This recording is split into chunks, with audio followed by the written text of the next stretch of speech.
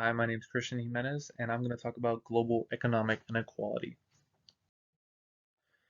Starting off with what exactly is global economic inequality? It can be described as an unequal distribution of income and opportunity between different groups of people in the world. And if you wanted to even just put it in simpler terms, it's just talking about the large gap between people who have high incomes and those who have low incomes. You've often heard the term the rich get richer, the poor get poorer. And that's essentially what we're talking about here is how can we bridge this gap that's becoming wider and wider, um, giving these low income families opportunities to bridge that gap is what we're trying to achieve. Some causes would definitely be tax avoidance. People avoiding taxes, therefore hurting themselves, and they're hurting themselves because where does the government get that money from? The people. The people fund the programs from taxes. So if you're avoiding taxes, who's going to fund the programs that are going to help you bridge that gap, bring your family into a more sustainable way of life, maybe even bringing you out of poverty or just making your community safer, being in a better environment, that all plays a part. A lack of education and maybe a lack of quality education.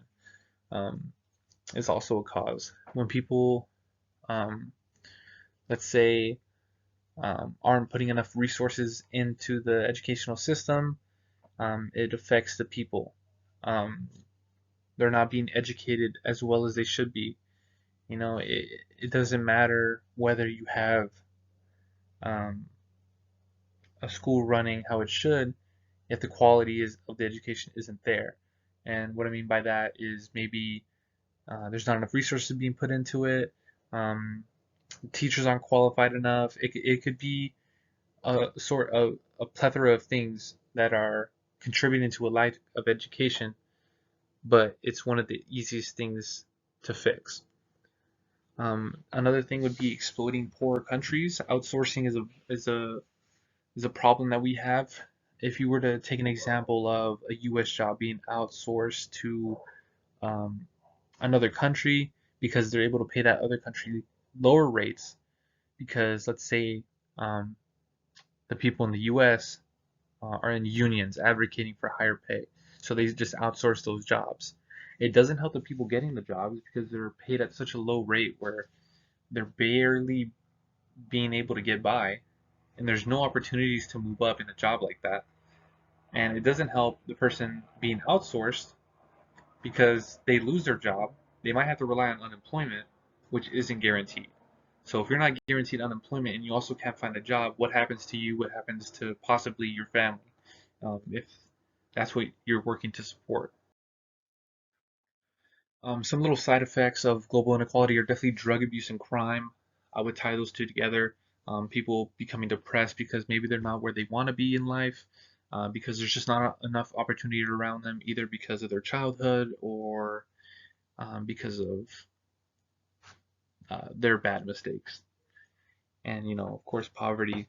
People living in poverty because there's just not enough um, ways to move up. Some solutions would definitely be to establish a living wage. Some people assume that minimum wage is enough to get by, but oftentimes it isn't. People aren't getting enough pay from minimum wages to sustain themselves with their basic needs as well as their families. So by establishing living wages, we can assure that people at least get their basic needs um, taken care of as well as their families. Better access to education and better access to a quality education is the solution. Um, we're talking about increasing economic mobility.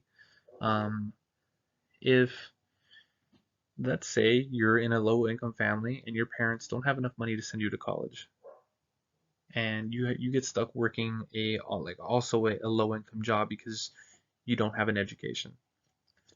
It just it's in this cycle that you can't break of just generations of people who aren't allowed those opportunities because they just can't. Another thing would be to expand the earned income tax or the EIT. Um, it has had a powerful impact, lifting around 4.7 million children above the poverty line annually, and so I think this would also be a good solution in helping global economic inequality.